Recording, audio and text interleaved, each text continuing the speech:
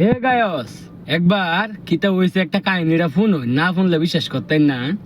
তো কুস্তা লয়ে গেছি আমি বৃষ্টির দিন, ফজরের আজানের আগে গেছি মাছ মারতাম।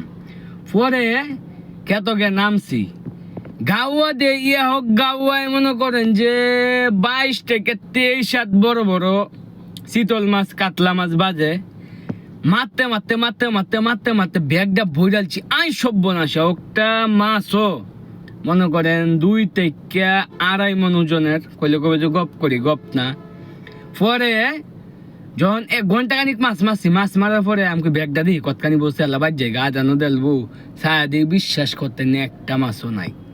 আমি তো ডরে শেষ, কি সঞ্জয় স্যারা হইলো কি হইব আমি, এটা আমি তো ডরে। পরে আমি বাড়িছি, বাড়ি আমাকে আল্লাহ বাদ জায়গা কতখান সামনে যাইতে দেখি 6 থেকে 7টা আমার আটকাইছে। আটকাই কইতাছে যে তুই যদি আমরা খুশি না হরস, মাছ টাছ না খাওয়াস, তাহলে তো ছাড়তাম না। কি একটা মুশকিলে বসছি।